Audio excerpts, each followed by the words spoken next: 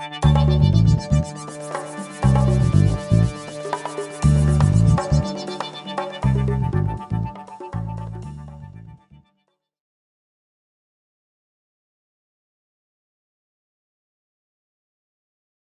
chanson ou pas la chanson? La chanson. On pourrait commencer en chanson, en fait, c'est ça?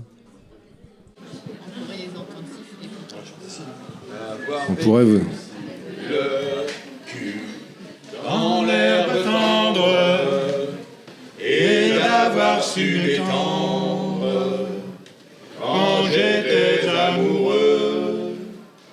J'aurais vécu obscur et sans esclandre, en gardant le cœur tendre le long des jours heureux.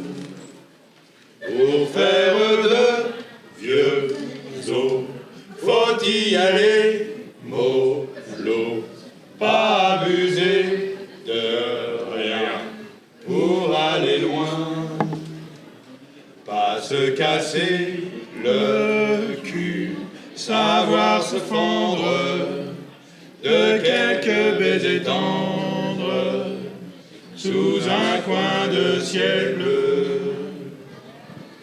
Pas se casser le cul, savoir se fendre de quelques baisers tendres sous un coin de ciel bleu.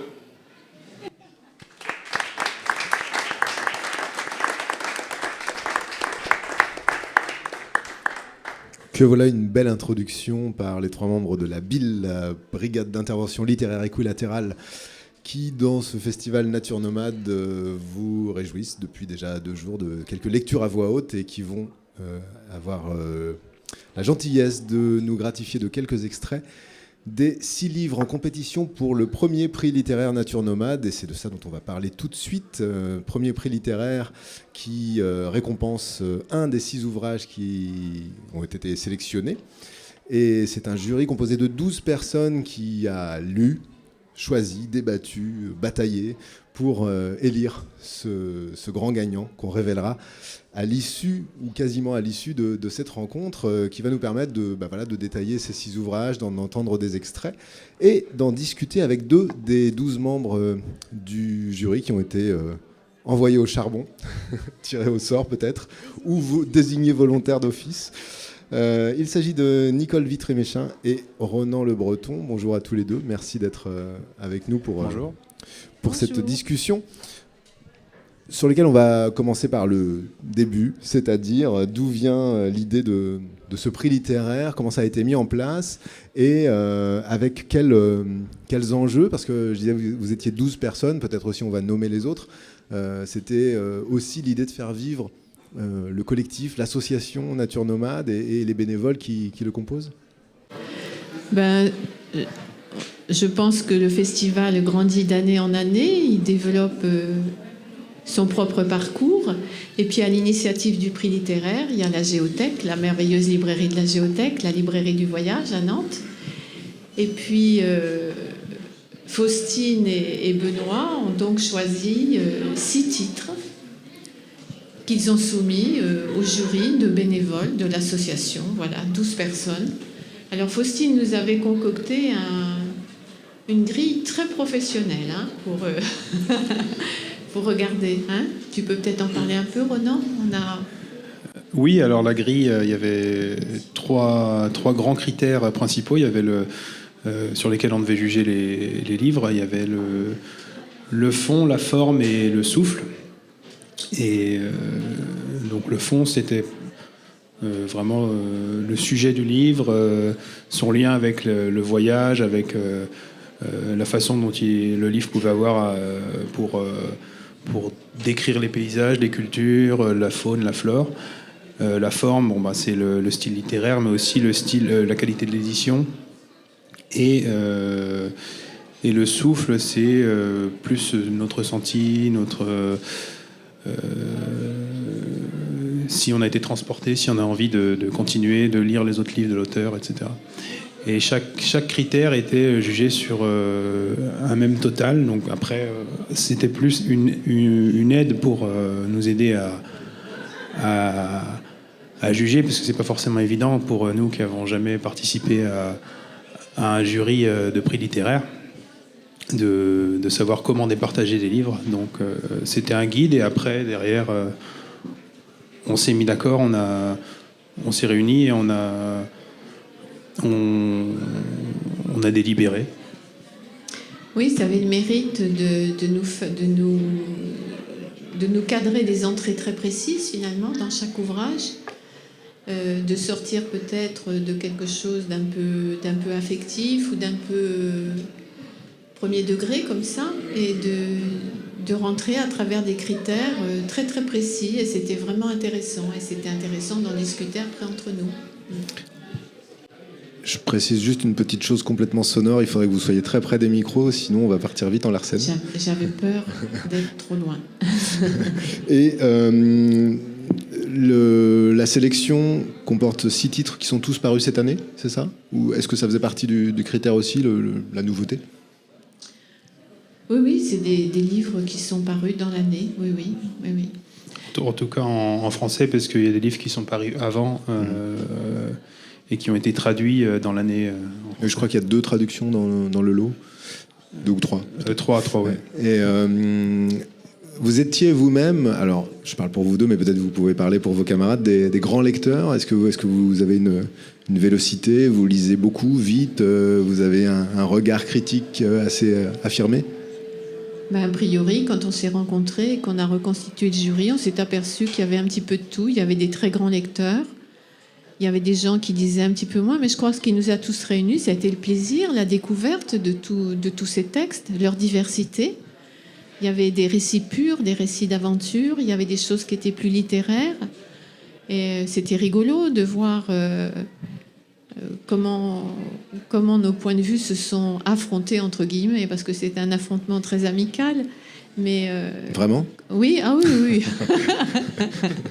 Oui. Non, c'était très agréable. C'était un moment très sympathique. C'était, vous le disiez, vos premières fois dans un jury. Ça requiert quelle qualité humaine, peut-être, de diplomatie, d'enjeu, d'écoute de l'autre, de positionnement de ses arguments? Parce que j'imagine qu'il y a eu un peu bataille quand même amicalement. Je pense qu'il n'y a eu aucun problème, parce que ça s'inscrit naturellement dans ce qu'est Nature Nomade, c'est-à-dire un projet de copains au départ. Et il y a tellement d'amitié dans ce groupe de Nature Nomade, dans l'équipe de la Géothèque. Il y a tellement il y a un ferment, un enthousiasme, et il n'y a eu aucun problème. Je crois que ça s'est reconduit naturellement au sein du jury. La question ne s'est même pas posée de rivalité ou d'avoir à convaincre l'autre. Non, pas du tout. Vous étiez vite d'accord sur à peu près les mêmes titres, soit pour les écarter, soit pour les plébisciter? Non, pas forcément. Il y a eu certains livres qui étaient plus clivants que d'autres, même très clivants, mais on en a parlé avec... sans animosité et en respectant les points de vue de chacun. Et après, il y a eu un consensus qui s'est dégagé. Ça fait que vos propres affinités se sont un peu quand même heurtées ou polissées au regard ou à l'écoute des autres. On va pas encore le révéler, mais par exemple, le gagnant, vous l'assumez pleinement, ça fait partie des livres que vous avez pu porter aussi, ou vous vous pliez à la majorité parce que c'est comme ça que ça s'est passé? Le gagnant, je pense qu'il a fait vite assez consensus quand même. Il y a eu un autre livre dont on parlera tout à l'heure qui était plus compliqué, effectivement, où il y avait des gens qui étaient vraiment pour, des gens qui étaient vraiment contre, mais bon, avec des arguments qui étaient recevables des deux côtés. Est-ce qu'on peut commencer peut-être à rentrer dans le détail? On va donc les prendre un par un, ces livres. Peut-être vous allez nous en livrer, si ce n'est un résumé, en tout cas, ou peut-être vos impressions. Et puis on va en écouter aussi un extrait par la Bill, juste à la suite. Donc le premier de ceux-ci, c'est Amazonie. Voilà, le premier, Amazonie, de Elliot Schoenfeld. qui est un jeune explorateur. Il fait partie de la Société des explorateurs français et qui parcourt en fait seul, qui a parcouru déjà plusieurs, qui a fait plusieurs périples au Népal notamment, et qui est parti pour cette aventure. Il est parti en Amazonie sur les traces d'un autre aventurier des années 50 qui a disparu au cours de ce périple, mais dont le carnet a été retrouvé dans la forêt. Et il a voulu retracer ce parcours et le terminer à sa place. Et voilà. Bah, peut-être on en écoute un extrait de Amazonie. Bien sûr. Bien sûr.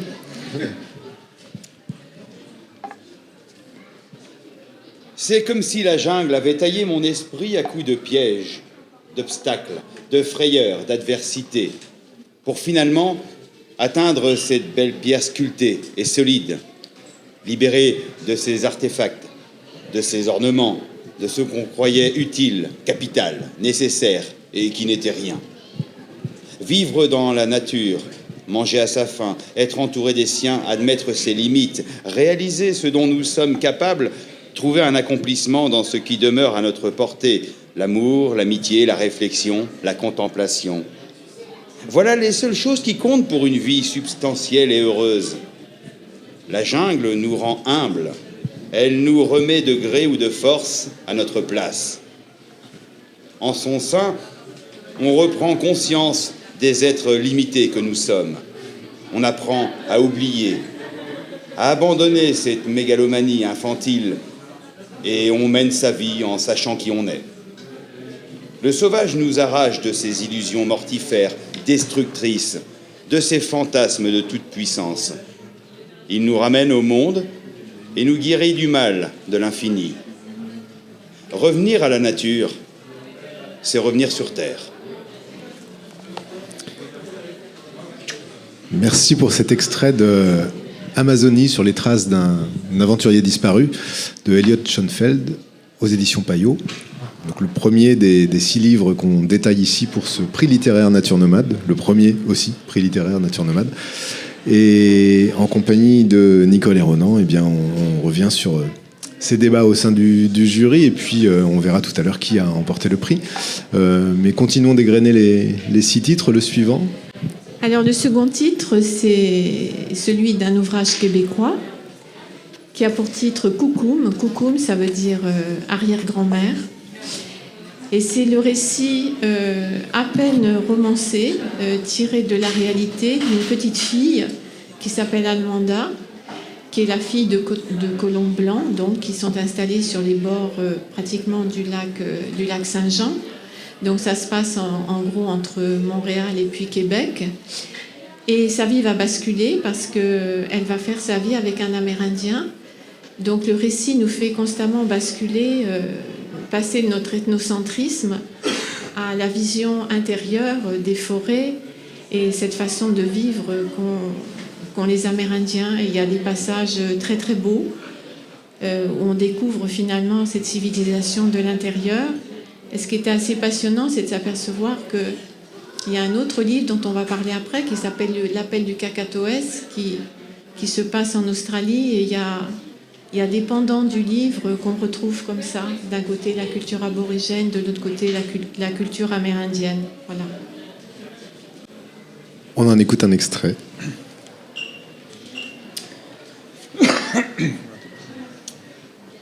Je ne sais pas si je serais capable de tirer sur un orignal, Thomas. Surtout la mère d'un petit. Thomas a respiré une bouffée d'air, levé les yeux au ciel, et puis son regard s'est à nouveau fixé sur les orignaux. En donnant sa vie, Moche permet aux chasseurs de vivre. Il faut le remercier, respecter le sacrifice. J'arrivais d'un monde où l'on estimait que l'humain, créé à l'image de Dieu, trônait au sommet de la pyramide de la vie. La nature offerte en cadeau devait être domptée. Et voilà que je me retrouvais dans un nouvel ordre des choses où tous les êtres vivants sont égaux et où l'homme n'était supérieur à aucun autre. Merci beaucoup pour cet extrait de Coucoum de Michel Jean aux éditions Des Paysages. Deuxième titre que l'on égrène sur les 6 qui comportent la sélection de ce prix Nature Nomade. Le suivant, c'est celui dont tu parlais, Nicole, c'est l'appel du Cacatoès noir, donc, où il y a un lien sur des questions comme ça de métissage, de peuples indigènes. Qu'est-ce qu'on peut en dire ? Alors, sachant que je me permets juste de dire que moi, je n'ai pas lu les livres, si ce n'est l'heureux gagnant. Je suis le seul ici à savoir qui est l'heureux gagnant. Et donc, c'est toujours intéressant d'en avoir un petit résumé et quelques extraits pour donner envie ensuite aux gens d'aller peut-être les acheter ici à la librairie. Je t'en prie, Ronan. L'appel du Cacatoès noir, donc c'est un livre de John Danalis qui a été écrit il y a une dizaine ou une quinzaine d'années, qui a été traduit cette année en français. Et il raconte l'histoire d'un Australien blanc qui, en reprenant des études, se rend compte, en racontant une anecdote qui pour lui paraît complètement banale, c'est-à-dire le fait que dans son salon, depuis son enfance, trônait un crâne d'aborigène. Et pour lui, ça l'avait jamais choqué, c'était une décoration comme une autre. Et en racontant ça avec ses collègues étudiants, et il s'est rendu compte que tout le monde était abasourdi de voir que c'était possible. Et il s'est complètement remis en question, il s'est mis à la place il s'est imaginé que le crâne de son aïeul trônerait dans un salon. Et il s'est mis en tête de faire tout pour que ces restes humains soient restitués à leur terre d'origine et à leur peuple d'origine. Et donc ça raconte toute cette démarche pour restituer ce crâne. Nicole ? Oui, puis on peut dire que c'est quelque chose qui parle de problèmes très très contemporains. Hein. La restitution, on est en plein dedans. L'appropriation culturelle. Voilà, de certains objets dits uniquement artistiques, alors qu'ils avaient aussi une fonction religieuse, une fonction sociale, et que certains musées en ce moment les restituent. Donc on est en plein dedans. On écoute donc un extrait. Ah pardon, je t'en prie. Je veux juste rajouter par rapport au lien dont on parlait avec Coucoum, c'est notamment il y a un parallèle. Bon là c'est pas les extraits qu'on a choisis, mais qui est notamment l'enlèvement d'enfants aborigènes ou amérindiens à leurs enfants pour leur donner une éducation, pour les forcer à aller dans des institutions étatiques ou religieuses pour détruire la culture aborigène. Pour les assimiler. Et il y a question de ça dans les deux livres. Donc c'est un parallèle qu'on a fait également. Très bien. Je t'en prie. Un extrait donc de L'appel du Cacatoès noir de John Danalis. T'es au courant des écorces qui ont été amenées d'Angleterre ? Gary t'en a déjà parlé ? Mon esprit s'est reporté 2 semaines plus tôt à la photo que j'avais trouvée sur Internet de Gary, drapé dans la cape d'opossum et brandissant ce qui ressemblait à un bouclier. Ouais, je me souviens d'avoir lu quelque chose là-dessus. Vous avez intenté une action en justice contre le British Museum et le musée de Melbourne pour tenter de les garder ici en Australie. C'est ça. Jason était ravi que je sois au courant. Bon, imagine, elles arrivent pour une exposition prêtée par le British Museum. Et pour nous, c'est le choc. On ne savait même pas que ce type de gravure sur écorce faisait partie de notre patrimoine. Parce que, après nous avoir tous chassés de notre terre, nous, les Kouris, ils ont abattu tous les grands vieux arbres, y compris ceux qui étaient gravés. Ces écorces sont les dernières qui restent au monde. Tous, on ignorait qu'on savait faire ça. C'était un savoir perdu. Et bon, soudain, voilà que les jeunes se mettent à étudier ces écorces de très près, à essayer de lire les symboles, à essayer de retrouver quels outils ils utilisaient. Et du jour au lendemain, nous voilà tous en train de graver des écorces comme des fous. On a fait une exposition, on retrouvait nos racines. Merci beaucoup pour cet extrait de L'appel du Cacatoès noir de John Danalis aux éditions Marchiali. On arrive à la moitié de cette sélection de 6 livres pour ce prix Nature Nomade. La tension est palpable, le suspense est à son comble. Et on va donc détailler le titre suivant, qui est, Nicole ? Alors, le titre suivant, c'est Le Mangeur de pierre de Davido Longo, qui est un écrivain italien qui est connu. Alors, on n'explicitera pas le pourquoi du titre, Le Mangeur de pierre, parce que ce serait empêcher les lecteurs. On le découvre à la fin du livre, donc c'est pas la peine de raconter ça. C'est un récit qui se passe entre les vallées du Queyras en France, donc dans les Alpes, et puis de l'autre côté du col d'Agnello en Italie, et qui est... Alors c'est le livre qui nous a le plus séparés, qui a été le plus clivant, comme disait Faustine, avec des gens qui ont marché à fond dans ce récit, d'autres qui n'ont pas marché du tout. C'est probablement le plus écrit, le plus littéraire. Il est différent de certains autres qui sont vraiment des récits au jour le jour, d'aventures, etc. Il navigue constamment entre deux choses, la description d'un monde rural qui est en train de se déliter tranquillement, qui est celui des Hautes-Vallées, aussi bien du côté français que du côté italien, et puis en même temps des problèmes hyper contemporains, puisque c'est par ces cols qu'arrivent les migrants. Voilà.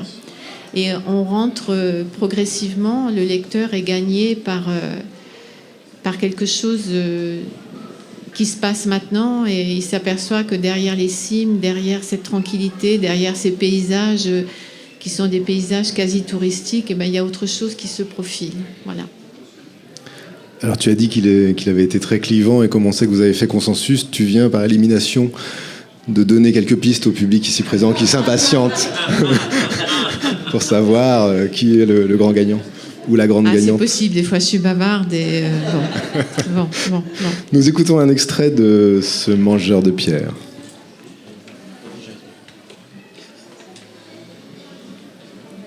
Les femmes peuvent marcher ? Le vieil homme dut mal comprendre. Le Français reformula. Elle se porte bien, dit alors le vieil homme. Après lui venait la fille.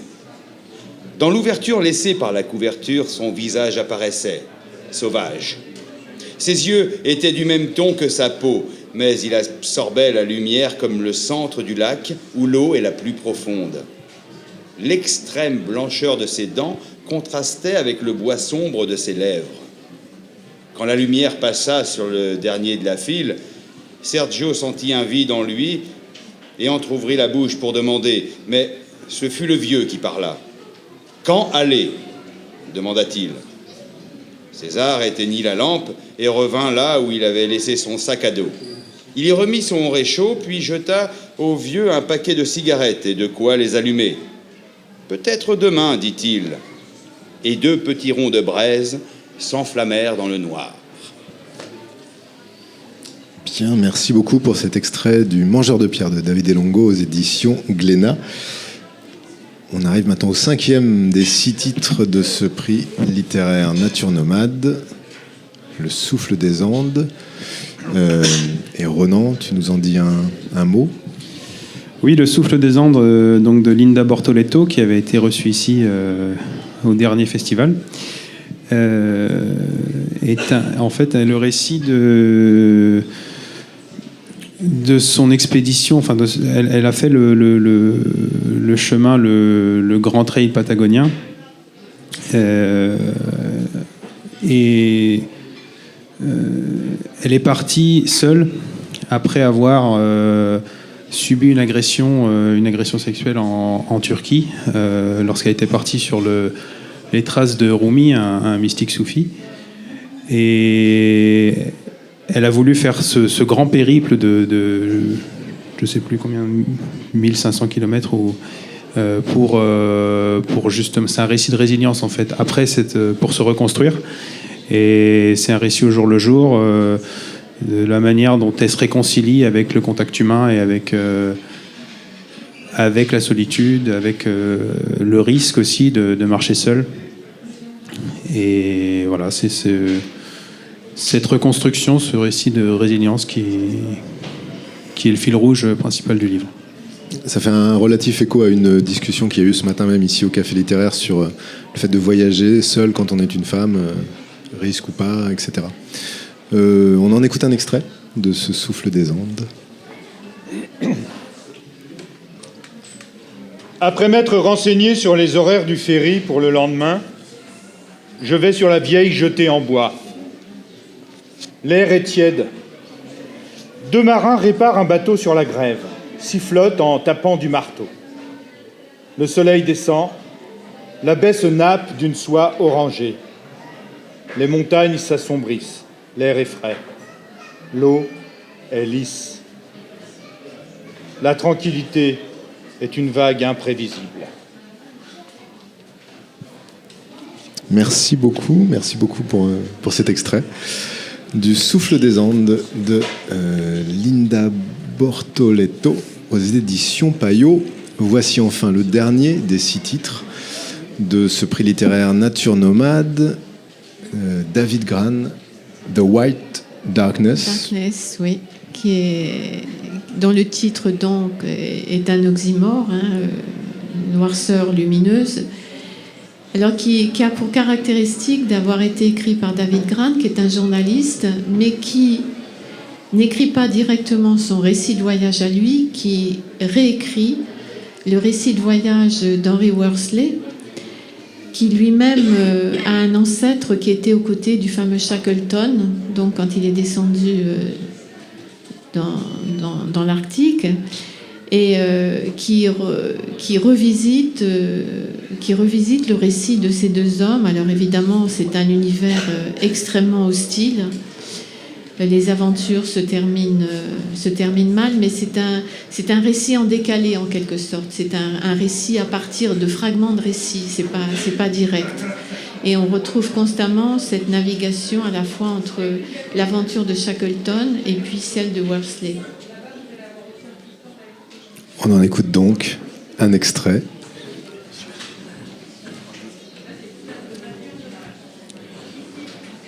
L'homme se sentait comme un grain de poussière dans le néant gelé.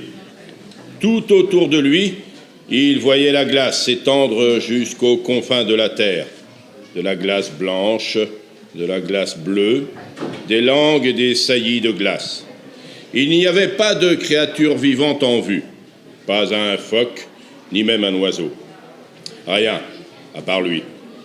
Il avait du mal à respirer et à chaque expiration, la buée gelait sur son visage. Un lustre de cristaux pendait à sa barbe. Ses sourcils étaient durcis par le givre, tels 2 spécimens préservés dans la glace. Chaque fois qu'il battait les paupières, ses cils craquelaient. « Si tu prends l'eau, t'es mort », se répétait-il fréquemment. Il faisait près de moins 4 degrés, mais la sensation de froid était renforcée par le vent, lequel soulevait parfois un nuage aveuglant de particules de glace qui le fouettait et le désorientait tant qu'il basculait, ses os s'entrechoquant à l'impact contre le sol. Merci beaucoup pour cet extrait du 6e et dernier livre de la sélection pour le prix littéraire Nature Nomade, The White Darkness, donc de David Grann aux éditions du Sous-Sol, en compagnie de Nicole Vitré-Méchin et Ronan Le Breton, 2 des 12 membres du jury Nature Nomade pour ce prix. 6 livres, 12 membres du jury, 18 € en moyenne par livre. On est à peu près dans quelque chose comme ça, j'imagine. Alors, il va être temps d'annoncer le lauréat ou la lauréate de ce prix. The winner is. Alors peut-être quelqu'un sait faire le roulement de tambour hyper bien. Après cette page de pub. Quelque chose comme ça. Et donc, je vous laisse le soin d'annoncer qui a emporté ce premier prix Nature Nomade, qui est appelé à perdurer, j'imagine. Nicole? Alors le gagnant, ça a été Coucoum, ce livre québécois. Donc ce qu'on déplore, c'est qu'on n'ait pas pu échanger avec l'auteur québécois. Il avait été question d'une visio, et puis qui n'a pas pu se faire, mais je crois qu'il vient à la Géothèque début décembre, normalement. Alors plus tard, il semblerait que ce soit plutôt pour le printemps. Bon. Un jour peut-être. Il semblerait que ce soit plutôt vers le printemps, m'a-t-on dit, mais je sais pas. J'ai cru entendre ça. C'est assez flou, mais un jour ou l'autre, Michel Jean viendra et il sera reçu à la Géothèque. Et on pourra donc le célébrer comme il se doit pour ce premier prix littéraire Nature Nomade qui lui revient donc pour Coucoum.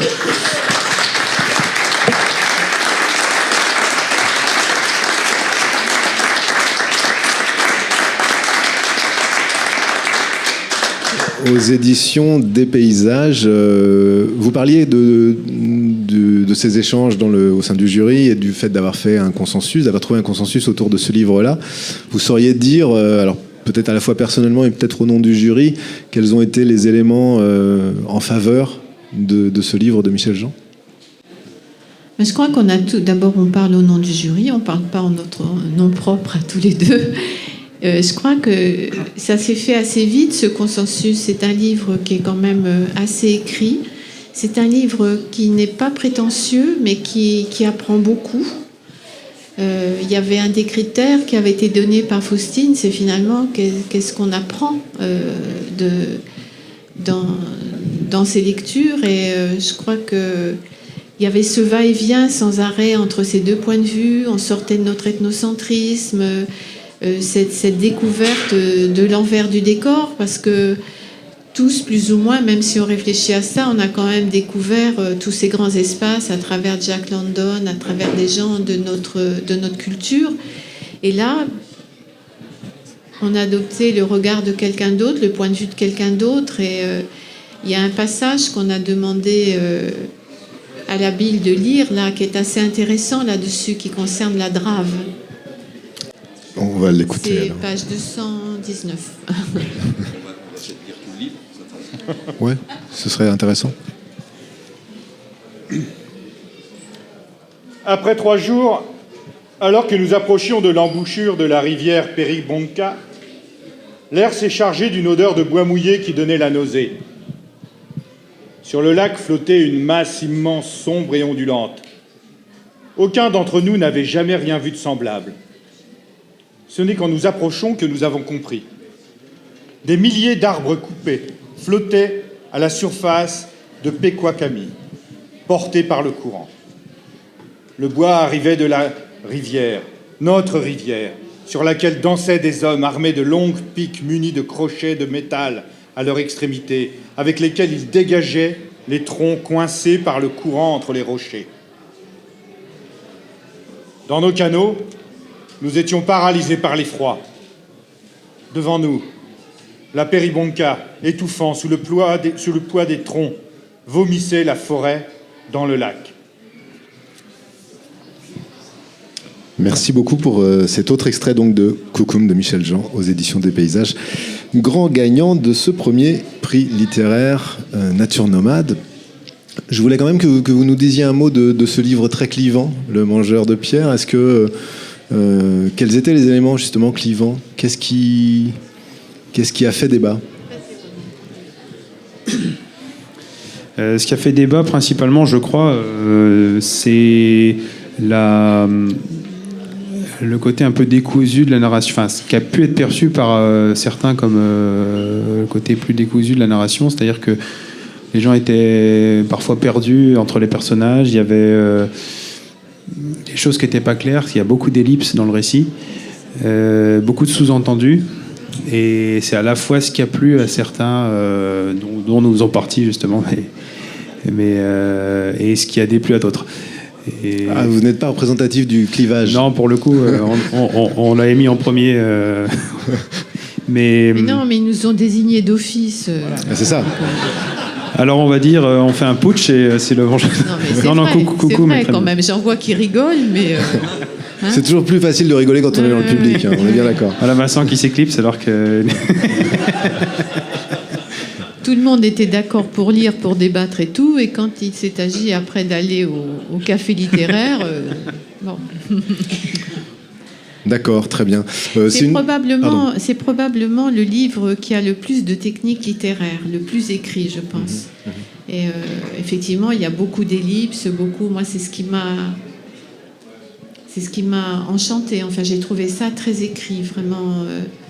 Par contre, ce prix littéraire m'a appris autre chose, justement. Je pense quand même être une grande lectrice. Et au début, j'ai eu un peu de mal à rentrer dans le récit pur et dur. Par exemple, Amazonie, j'ai dit en rigolant, d'ailleurs, à Amazonie, au bout de 50 pages, je me suis dit, bon, tous les matins, il se lève, il pleut, il se dit, ça va être dur. Effectivement, c'est très dur.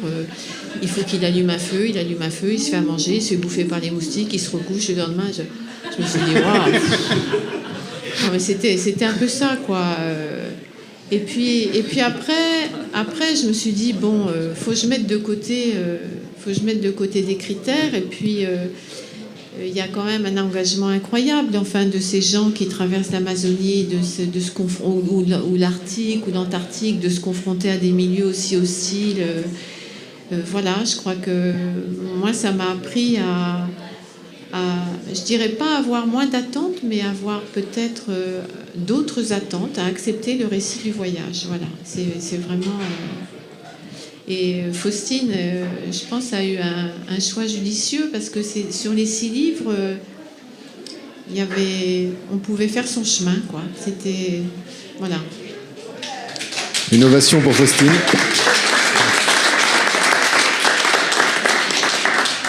Ronan, en ce qui te concerne, ça a pu aussi modifier un peu ton approche de la lecture?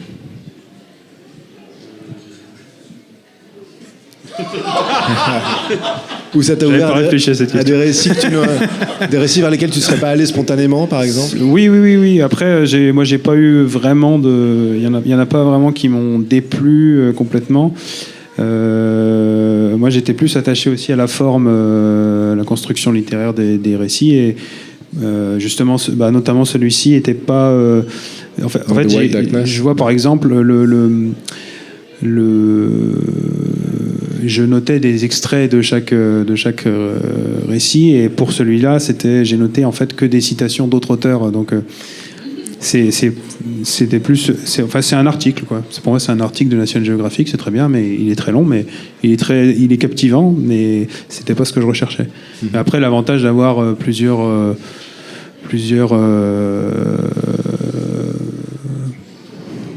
plusieurs personnes dans le jury, ça permettait de mettre en commun mais bon, voilà, c'est bien de ne pas finir ces phrases des fois. Voilà, aussi. Ouais. Il y a une chose que j'aimerais prie, bien. Nicole. On avait demandé aussi à la Bill de lire dans Coucoum un passage qui raconte justement ces enfants qu'on a enlevés, qu'on a voulu éduquer de façon civilisée. Et c'est peut-être une façon aussi d'évoquer quelque chose qui existait dans Cacatoès. Les années ont passé et j'en retiens des images de grisaille. En nous obligeant à rester à Pointe-Bleue, ils ont voulu faire de nous des gens comme eux. Nomades dépossédés, nous ne pouvions être que ce que nous étions, des apatrides. Après nos terres, ils ont pris la seule chose qui nous restait, nos enfants. Un matin, 4 hydravions sont apparus à l'horizon. Ils ont fait un tour au-dessus de Pointe-Bleue, balançant leurs ailes dans le ciel. Et puis ils ont piqué et ont améri sur Pequakami, juste en face de chez nous. Les pilotes ont dirigé vers la rive leurs appareils qui dansaient sur l'eau en grondant. Au moment même, des policiers de la gendarmerie royale du Canada arrivaient en camion par le chemin de Roberval. Des fonctionnaires fédéraux les précédaient dans une grosse berline noire, comme un corbeau, qu'ils ont garé devant les avions. Un officier est descendu de l'auto et il a ordonné à tout le monde de se rassembler. « Je suis le sergent Leroux. Nous sommes ici pour emmener les enfants au pensionnat. Le Canada va leur fournir une éducation respectable. Les gens ont entouré l'officier et le père Jaudoin, le curé de la paroisse qui l'accompagnait. Le sergent avait une voix de stentor. Ses paroles résonnaient comme le tonnerre. Tous les enfants de 6 à 15 ans vont aller à l'école. Préparez vos affaires. Les avions partent dans 1 heure. Merci beaucoup pour ce nouvel et dernier extrait de Coucoum de Michel Jean, qui vient donc de remporter le premier prix littéraire Nature Nomade. Dernière question pour vous deux, Nicole et Ronan. Vous êtes prêts à rempiler pour un prochain prix littéraire, si on vous le demande? Oui, oui, oui. Si vous êtes désigné d'office? On va en désigner d'office à notre tour pour le café littéraire. Il me reste à vous remercier pour avoir détaillé ces 6 titres du premier prix littéraire Nature Nomade. Merci aux 3 chapeliers fous de la Bille pour ces belles lectures. Et je crois que le bar de Cédric ouvre une tournée générale pour fêter le prix littéraire. Où je m'avance un peu. Merci à vous en tout cas pour votre écoute et à très bientôt.